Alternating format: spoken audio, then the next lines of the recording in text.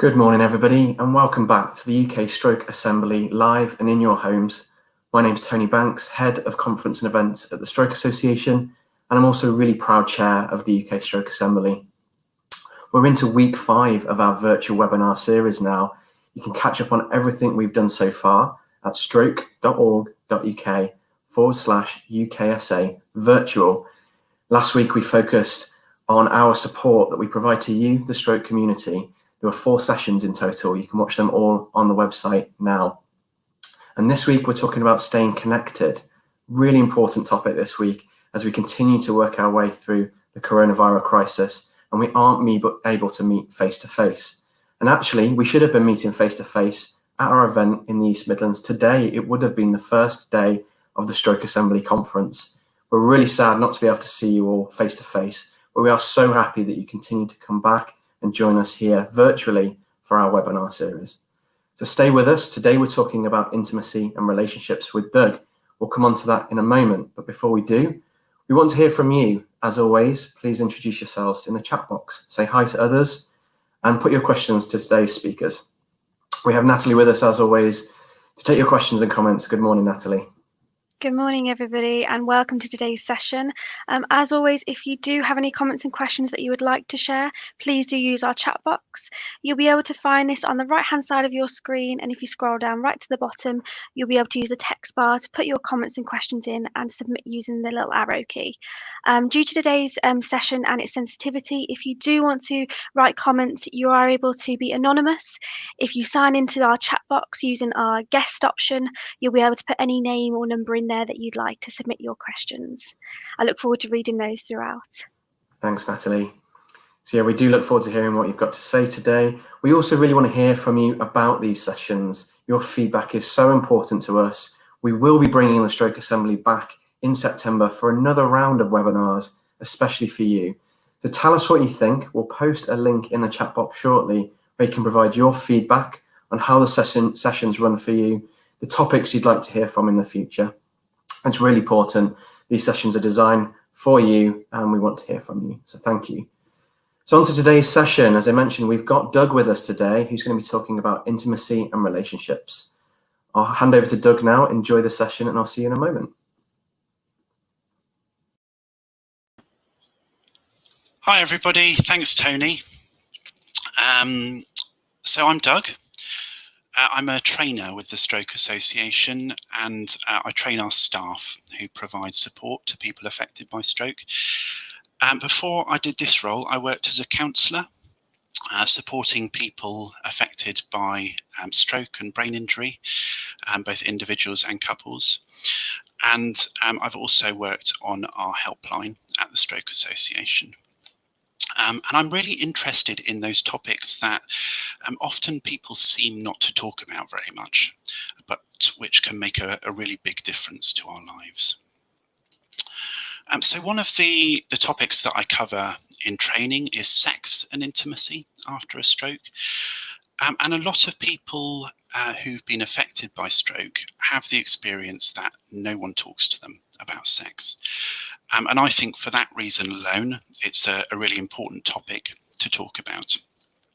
But today we're going to be talking about intimacy in a really broad sense.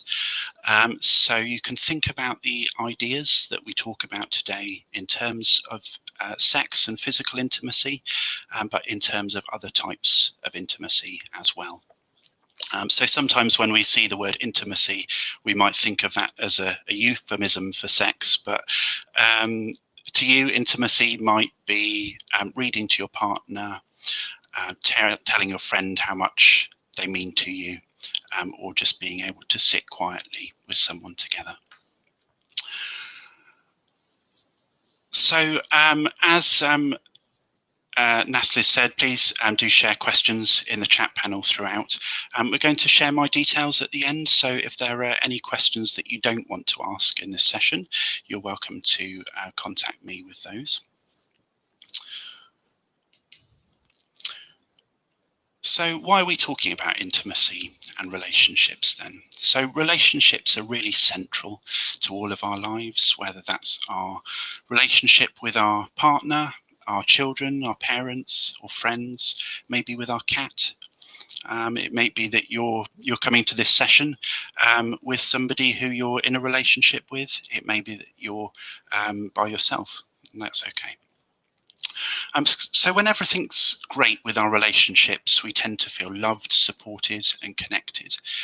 But sometimes it can be really hard for all of us to balance being a partner with being a parent, perhaps being a carer, with having a job and taking time for ourselves as well. So this quote from a carer highlights that after a massive life event like a stroke, there's a huge amount to think about, and we might not feel that able to focus on our relationships very much. But our lived experience of stroke report highlights that this is a really significant issue for lots of people affected by stroke. And we know that stroke doesn't just affect the person that's had the stroke, but everyone who's connected to that person as well. So we might feel like we have to be carers first and partners second, and we can recognise this in Stuart's experience here. And also stroke has a huge emotional impact, which can put extra pressure on relationships.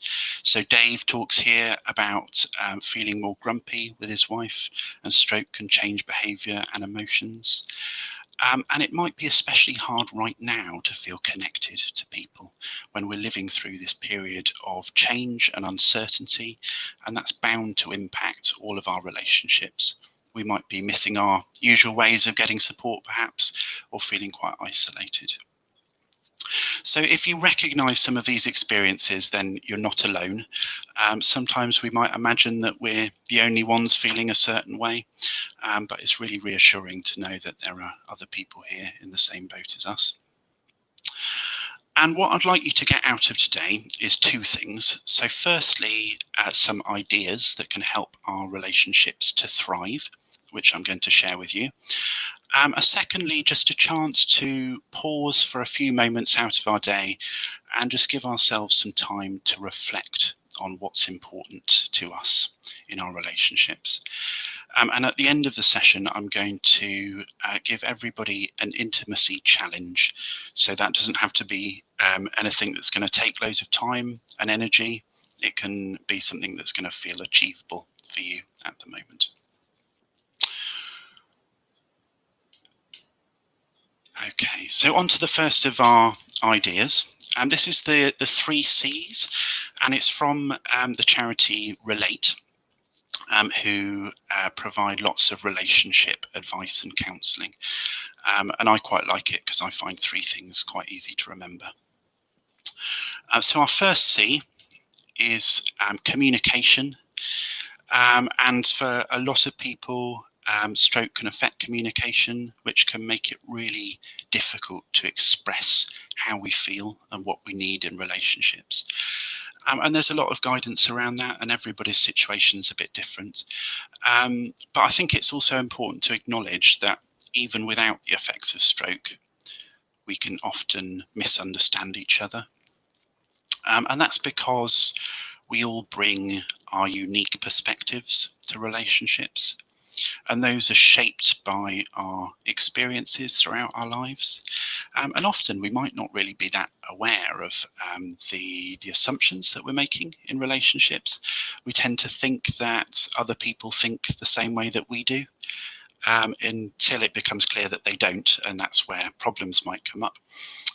So an example of this might be where someone thinks that their partner is ignoring them, but their partner's trying really hard to give them some space.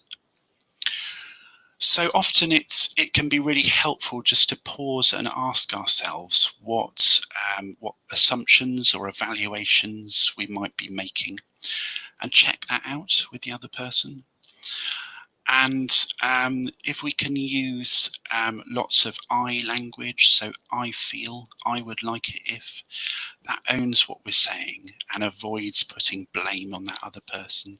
So particularly if we're having difficulties, then that can make things feel safe and enable both people to share how they feel and what they need. So that's communication. The next C is compromise, and it's really important to say that this isn't the same thing as giving up, but it can help if we're stuck with a particular problem, just to think about it a bit flexibly and think if there's anything that we could do now just to move forward a little bit with that. So I'll give you an example of this. My partner and I sometimes struggle to find films that we both want to watch. So I quite like a gritty drama, she quite likes a comedy. But that doesn't mean that we have to choose something that neither of us are going to enjoy. What we might say is, okay, you could choose the film on Wednesdays and I'll choose it on Fridays. So compromise isn't always 50-50. It might be 70-30, but with the expectation that over the course of that relationship, that's going to level out. And the final C, and the one that I wanted us to focus on today, is connection. And this is where we talk about intimacy. So intimacy and connection go hand in hand. So connection is what gives us those warm, fuzzy feelings about people. And it's the reason that these relationships are important to us. And increasing connection can often be surprisingly quite practical. So if we're struggling in a relationship, we might assume that communication is the issue and try to communicate quite a lot. But if we instead focus on doing something that creates that sense of connection, so maybe sharing a project or an activity together, then communication can flow quite naturally from that. So a really key question we can ask ourselves is what creates that sense of connection for us and what makes us feel connected. So I'm going to invite everybody just to take a few moments to think about this now through a visualization activity. So we're going to use our imaginations for this. And you're very welcome to take part in whichever parts of this you like. You might find that thoughts and feelings come up for you during the activity. You might also find that nothing much comes up and you find it quite difficult to get into. Both of those are okay. It's very individual. So what I'll do first of all is just invite everybody to sit comfortably. You don't need to be in any special position for this, just however you're comfortable. And you can gently close your eyes if you like, or just let them rest on a point in front of you. And we'll just start by taking a couple of deep breaths just to ground ourselves. So just breathing in slowly and then breathing out all the way.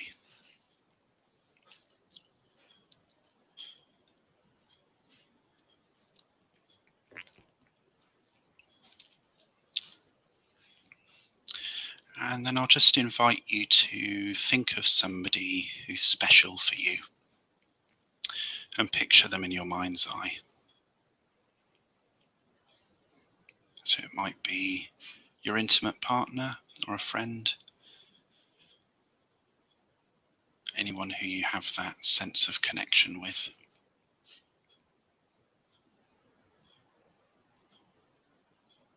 It might be someone who's in the room with you now or someone who isn't.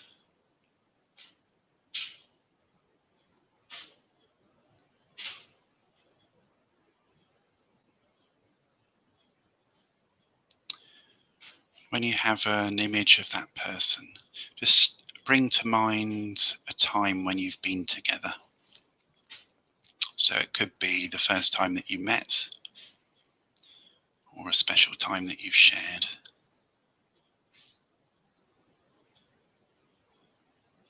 And the invitation is just to use all of your senses to fill out that memory. So see what you can see in your mind's eye and hear in your mind's ear. And anything else that you can smell or taste or touch.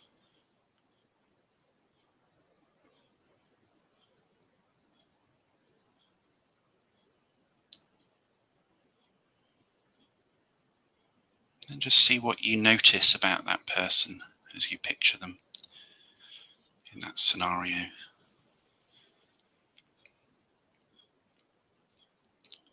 What qualities do they have?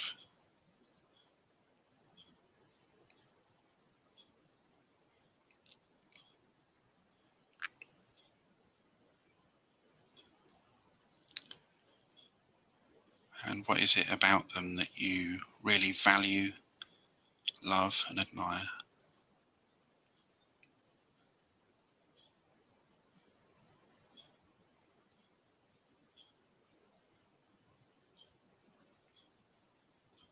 Maybe see if you notice them saying or doing anything in that situation.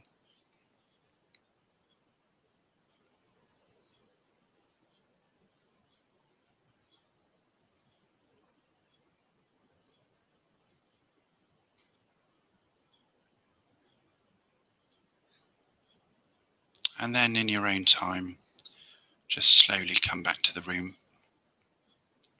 You can open your eyes if you've closed your eyes. And have a stretch. Grab a sip of tea or coffee if you like.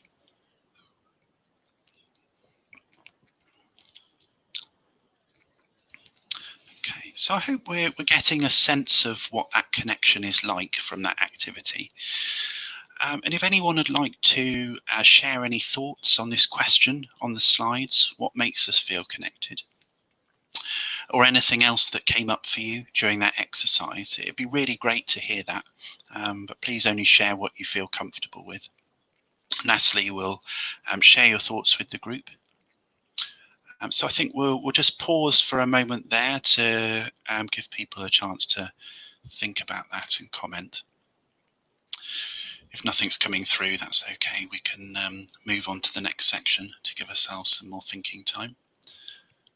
Hi, Doug. I'll just read a few things that have come into the chat box, if that's okay. Perfect, thanks. So I've got a few questions and comments to share with you. One in particular says, what key resources would you give to professionals to share with stroke survivors? So is there any content that you would suggest at the moment? Oh, yeah, that's a good question. So, yeah, I mean, certainly any of the Stroke Association resources, like our fact sheet on sex and relationships, or emotional changes after a stroke, those are really useful. We're going to share some links with you at the end of the session. One of those is Relate, and they've got some good videos out at the moment about relationships during lockdown and managing those. So those are definitely worth a watch. I'm sure there are more, but those are the main ones I can think of at the moment. Thank you. And we'll share those links during the session for you as well in the chat box. I have more of a comment here, and I don't know if we can give Jacqueline some advice. So she says, my husband seems bored of my stroke now, saying things like, pull yourself together and you're playing on it now. So I'm not sure, Doug, if you've got any advice that we might be able to provide. Oh, gosh. Yeah, that sounds like a really tough situation. I mean, I wouldn't like to give specific advice in that situation because I'm not sure of everything that's going on. But I would say that when things are that tough, I guess intimacy might be the last thing on our minds, and that's okay. So we can really kind of take our time with that, and give ourselves some space to think about what we need in our relationship, kind of maybe building up that trust and mutual respect, and also perhaps to get some support with that. Stroke's extremely hard. Being a carer is extremely hard, and we're in a really difficult situation with coronavirus as well. So I would say check out our local stroke support services, contact our helpline, and talk about kind of what kind of support might be available in your area, because it isn't something that I'd want anybody to be going through by themselves. So I hope that helps. Thank you. And thank you, Jacqueline, for sharing your comments today. We understand this is a sensitive topic, so thank you for sharing those with us. I just have one more question for you at the moment, Doug, if that's okay. And it's around, do you think people have found relationships harder during lockdown? Oh, yeah, that's really interesting. I think some people certainly have. I mean, based on figures, kind of such as increased visits to the Relate website and increased use of their services, but I think sometimes it can go the other way. It's worth mentioning that as well. That I mean, whilst we never probably when we formed relationships pictured spending 100+ days in a house with that person, actually if people have come through that and used that as an opportunity to connect, then it might strengthen relationships as well. So I think it can go both ways. Thank you, Doug. Thank you. And there's a few more comments just relating to what Jacqueline put before, saying I have a similar problem with my wife. She cares about my recovery, but every once in a while she says something like I'm being ill, or I'm playing on being ill. So some similar comments to what Jacqueline shared before. At the moment, so I think your advice about seeing how we can support you and maybe having conversations with our helpline may support there as well. Yeah, absolutely. Yeah, thank you for everyone who shared your comments so far, and please do keep sharing. I said we'd love to share those and maybe provide support where we can. So thank you. Great, thanks, Natalie. So yeah, and we'll have more space for questions at the end, so keep those coming in. Okay, so it might be that a lot of the things that we thought of when we did that previous exercise overlapped, but it might be that there's some things that really create that sense of connection for some of us, but for others of us don't, and that's quite common, and we can see that even within our closest relationships. Sometimes it can feel like we're not quite on the same page. So here's another list to share with you. This is from a counsellor called Gary Chapman, and it's a really popular approach to thinking about our needs in relationships. And you can do a quiz online to find out what your preferred love language or languages are. We'll share that link with you at the end. So in no particular order, we'll look at these. So we've got words of affirmation. It might be really important to you that people that you care about say things like, "You're really good at cheering me up," or "You look great today." Or acts of service might help us to feel connected. So when someone takes the bins out or takes our car for its MOT, things that we might not necessarily think of as acts of love, but for some of us, those can really increase that connection. We might really value receiving gifts of any kind, or we might value quality time, so spending time together, talking, just enjoying each other's company. And then last but not least, physical touch. So that might be a hug, holding hands, or being sexual, might help us to feel loved. So some of the ideas that we think of around connection might come up here, and others may not. It's an interesting and fun way to think about our relationships. And quite often, thinking about couples particularly, our preferences won't match for this, and that's in no way a problem. But it might be interesting and useful to know what your preferences are, to use that knowledge just to flex a bit about how we express that intimacy and connection. So that's the 5 love languages. Just a recap and sharing a couple of links. So we've looked at the 3 C's, focusing particularly on connection and those 5 love languages. And just to say that it might be that because of lockdown or because of the effects of stroke, we're not able to express intimacy and connection in some of the ways that we're used to. However, intimacy can be expressed in so many different ways, and all of these are really meaningful. So the last thing that I'm going to ask you to do is just to think of one thing that you can do in the next week to connect with somebody. And as I said before, it doesn't have to be anything that's going to take loads of time and energy. We might need to think a bit creatively about something that we can do to create that connection. And you don't have to tell us what it is, but if you're able to write it down, that might be helpful. And that's everything that I had to share with you today, folks. So just to say thanks for listening. And as I said, we've got some more time for questions and comments now. Doug, thanks so much for taking us through that presentation. We can see it's been a really important topic for people in the chat box, and some important comments. Natalie, I don't know if there's anything else we want to share at this stage from the chat box. Just a few more comments coming in.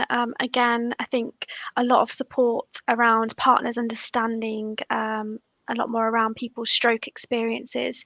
And I think going back to what Doug said before around maybe finding support within our organisation might be something that we can signpost people to. So I'll post a few links to our helpline, and that's on the screen now as well for you for the number, if people would like further support around this topic. I will just share a comment that Roger has put, which he said, "I found sharing time with other stroke survivors helpful. This helped me to reconnect with intimacy and become less self-centered." So that's a nice comment from Roger. Basically, I think sort of encouraging us to spend more time with people in similar situations, which I guess, Doug, you might be able to jump in there with anything. Yeah, absolutely. Just to say, thanks for sharing, Roger. That's a really good idea. And it might be, we don't necessarily need to do anything big. It's just making that time and time to be together, and that connection can flow quite naturally from that. So, thank you. Thank you, Doug. I think that's all the comments we've got in at the moment, but please, if you would like to share any questions, or if you have any questions for Doug or any of the team, then please do pop in our chat box as well. Thanks, Natalie. Doug, maybe one final question for me, if that's okay. Great. Why do people find this topic so difficult to talk about? Yeah, that's an interesting question. I think,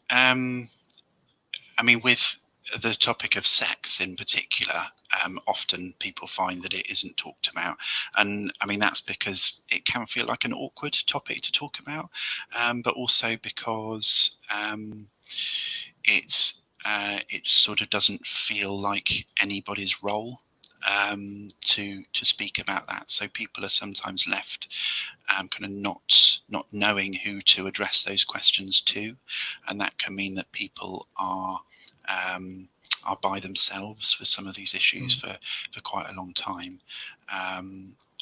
But I've spoken to people who, they've taken that step themselves to ask those questions, and it's been really life-changing. So I would say if you can do that, speaking to anybody that you feel comfortable speaking to if you've got questions or worries about that. Also, kind of in relationships, it's things can just feel difficult to talk about. Things might feel quite scary or threatening to us sometimes. So if we can use that I language and own what we're saying, that can help. But also getting some support from a counsellor, online counselling session, if that's an option for you, can be helpful, just to create that space of safety where we can have those conversations. Thank you, Doug. I can see how important of a topic this has been for people today. Some of you may not have wanted to share in the chat box, and I know Doug has very kindly offered up his email address. We'll put that up on screen again in a moment, and we'll also post it in the chat box. Doug, we're really grateful for you being part of the Stroke Assembly today, and I know you will be open to people contacting you should they want to speak to you more. Yeah, absolutely. Yeah, thank you for inviting me, and thanks for all your questions and comments. Thanks, Doug. Take care.